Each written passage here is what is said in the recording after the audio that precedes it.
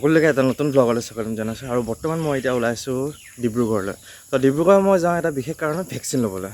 তো মোৰ ক'ভিড যিটো ভেকচিন আছিলে ভেকচিনটো লোৱা হোৱা নাছিলে, বহুত দিনৰ পৰা ট্ৰাই কৰি আছিলোঁ। লাষ্ট 15 ডেজৰ পৰা ধেমাজি যিটো কোভিচিল্ড আছিলে কোভিচিল্ডটো পোৱা নাছিলোঁ, বহুত ট্ৰাই কৰিলোঁ, নাই নহ'ল কোভিচিল্ডটো। আৰু তাৰ আগতে আছিলে এভেইলেবল, খালি মোৰ লোৱা মানে অলপ প্ৰব্লেম হৈ আছিলে কিবা ডকুমেণ্টেশ্যনত। তো ডেটছ ৱাই মই ইয়াত লোৱা হোৱা নাছিলে। তো এট দ্য এণ্ড মই ডিব্ৰুগড় আদিত্যত পাই গ'লোঁ। আদিত্যত এখন প্ৰাইভেট হস্পিটেল হয়, তাতে মই প্ৰাইভেটতে ল'মগৈ এতিয়া ভেকচিনটো কোভিচিল্ড যিটো আছিলে। তো এতিয়া মই দেউতাৰ লগত ওলাইছোঁ, দেউতাৰ লগত ইয়াৰ পৰা যাম ডিব্ৰুগড়লৈ। ডিব্ৰুগড় অলমষ্ট 60 কিলোমিটাৰ হয় ধেমাজিৰ পৰা, আৰু যিখন হস্পিটেল আছে হস্পিটেলখন এৰাউণ্ড 70 কিলোমিটাৰখন হ'ব আমাৰ ঘৰৰ পৰা ইয়াৰ পৰা। তো এতিয়া যাওঁ, 2 ঘণ্টামান লাগিব চাগে মোৰ হিচাপত। আৰু ৰাস্তাত বগীবিলত বোলে ক'ভিড টেষ্ট কৰে। তো মোৰ প্ৰথমবাৰ হ'ব এইটো ক'ভিড টেষ্টিংটো। তো তাতে ক'ভিড টেষ্টিংটো কৰি লওঁ, দেন কৰি পেলাই মই আকৌ হস্পিটেল যাম। আৰু লগতে আজি অলপমান এটা ৰিফ্ৰেছমেণ্ট হ'ব, অলপ যেতিয়া 2 ঘণ্টামান ৰোড ট্ৰিপ এটা হৈ যাব লগতে, আৰু বগীবিলৰ মাজেদিও যামতো। তো অলপমান চিনিক ভিউ এণ্ড অলপমান ৰিফ্ৰেছমেণ্ট এটা হ'ব আৰু ডেইলি ৰুটিনটোতকৈ অলপমান আজি অলপ বেলেগ হ'ব আৰু ভাল লাগিব আজিৰ দিনটো পূৰা। আমাৰ আজিৰ ৰোড ট্ৰিপটো আৰম্ভ হ'ল এজাক মিহি বৰষুণেদি। তো বিৰাটেই ভাল লাগিব এই ৰোড ট্ৰিপটো, বৰষুণৰ মাজে মাজেদি যায়।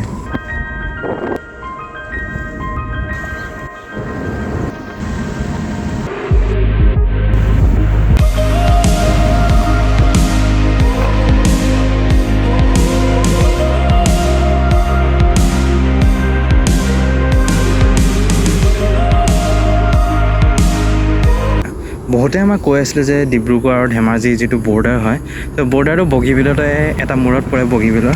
তো সেই মূৰটোতে পুলিচে চেকিং কৰে আৰু প্লাছ কৰোণা টেষ্টিং কৰে বুলি।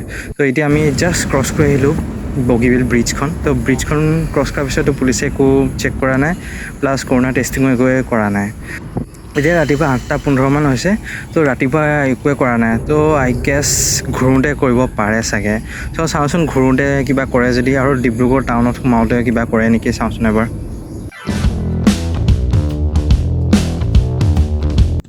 তো ফাইনেলি আমি এতিয়া হস্পিটেল পাই গ'লোহি, আদিত্য হস্পিটেল। এইটো পল্টন বজাৰ আছে ডিব্ৰুগড়। তো আমি ইয়াতে এতিয়া ভেকচিনটো লৈ লওঁ মই আৰু। চ' লৈ পেলাই চাওঁ। তো সকলোকে ভেকচিনটো লৈ পেলাই লগ পাই আছোঁ আৰু মই এতিয়া। তো ফাইনেলি মোৰ ভেকচিন লোৱা হৈ গ'লগৈ। এতিয়া ভেকচিনটো অলপ 30 মিনিটছ ল'ব দিছে। তো 30 মিনিটছ লৈছোঁ আৰু একদম একো ফিল নহয়, জাষ্ট নৰ্মেলি সোমাই দিছে আৰু আৰামছে হৈ গ'ল আৰু ভেকচিনেশ্যন ফাৰ্ষ্ট ড'জটো। আৰু নেক্সট ড'জটো আছে ছেকেণ্ড ড'জ যিটো, এইটো অলমষ্ট অক্টোবৰ 1 তাৰিখৰ পৰা 29 তাৰিখলৈ ল'ব দিছে আৰু তাহাঁতে। চ' লেটছ চি, এতিয়া অলপ দেৰি 30 মিনিটছ লওঁ, 30 মিনিটছ লৈ পেলাই ঘৰ যামগৈ এতিয়া ধেমাজিলৈ আৰু ক'তো নৰখোঁ এতিয়া। তো মই এতিয়া হস্পিটেলখনৰ ওপৰ ফ্ল'ৰ আহিছোঁ, এইটো 5th ফ্ল'ৰ হ'ব চাগে মোৰ হিচাপত। তো ইয়াৰ পৰা ভিউ পূৰা এইটো কনষ্ট্ৰাকশ্যন চলি আছে পূৰা, এইফালে এইবোৰ গাড়ী বনাই আছে আৰু ওপৰ ল'ব।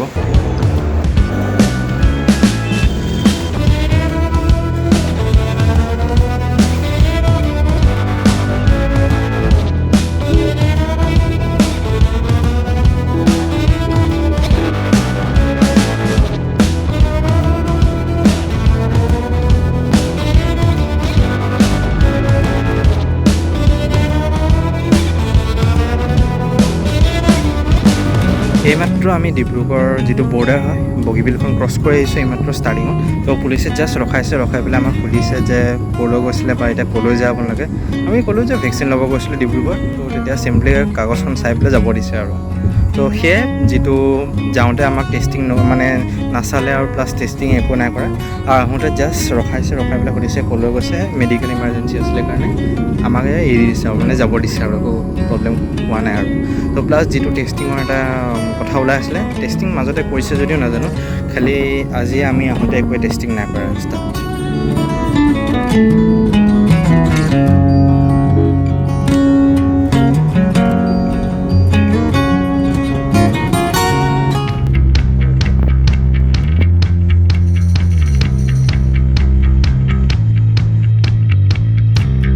তো আমি আহি থাকোঁতে ৰাস্তাত অলপমান ৰ'লোঁ এইখিনিতে। আমাৰ স্কুলৰ পৰা ওচৰতে আৰু এই ধেমাজি এইফালে ৰেলৱে ষ্টেচনটো আছে, ইয়াৰ পৰা স্কুল অলমষ্ট 5-6 কিলোমিটাৰমান হয়। তো মোৰ ফ্ৰণ্টত যিটো ভিউ আছে একদম আল্টিমেট ভিউ এটা। তো সেইফালে দেখিছে পাহাৰ, তলত একদম খেতি লগাই থৈছে, নতুনকৈ খেতি লগাইছে এইবোৰ।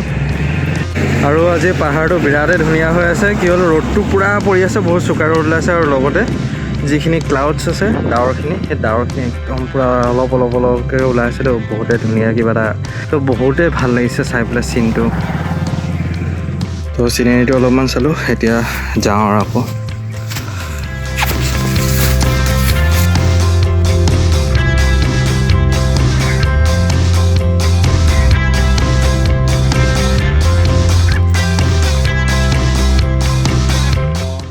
মই ঘৰ আহি পেলাই গা চা ধুলোঁ, তো গা চা ধুই পেলাই অলপমান ৰেষ্ট কৰিলোঁ, 3 আৱাৰ্ছমান টোপনি গ'লোঁ নেকি। আৰু এতিয়া অলপমান নেচাৰৰ মাজত খোজকাঢ়িব ওলাই আহিছোঁ। কাৰণ আজি গোটেই দিনটো বহি থকাৰ নিচিনা হ'ল না, তো অলপমান ভৰিকেইটা নচলিলেও ভাল নালাগেতো, তো অলপ এক্টিভনেছটো নাহে আৰু। তো এতিয়া অলপমান খোজ কাঢ়িলোঁ, খোজকাঢ়ি পেলাই মই ঘৰ যাওঁ। আৰু ভেকচিনৰ যিটো ৰিয়েকশ্যন বুলি ক'ব গ'লে, মই বৰ্তমান সময়লৈকে ভেকচিনৰ ৰিয়েকশ্যন একো অহা নাই বাৰু দেই, ইমান এটা একো অহা নাই। হাতটো অলপমান একদম শ্লাইড বুলি ক'ম, অলপমান ভাৰী নিচিনা লাগিছে, এইটো জেনুইন হয়। এইটো ইয়াত ভেকচিনটো দিয়ে যেতিয়া লেফ্ট হেণ্ড চাইডে, বাকীটো বডি একদম চব ফিট আছে, একদম একো প্ৰব্লেম হোৱা নাই।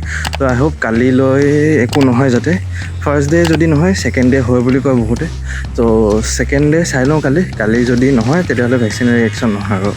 তো হ'লেও মানে একদম মাইল্ড হ'ব লাগে, মই ইমান এটা হ'ব নালাগে বুলি মানে বিশ্বাস আছে আৰু মোৰ। তো সেইটো লেটছ চি কি হয় আৰু। তো আই হোপ আজি ব্লগটো মই ইমানতে সামৰণি মাৰিছোঁ। সকলোৱে ব্লগটো চাই পেলাই ভাল পাইছে। তো এটা নতুন ব্লগ সোনকালে সকলোকে লগ পাওঁ। তো till then bye bye, stay safe, stay happy and keep smiling.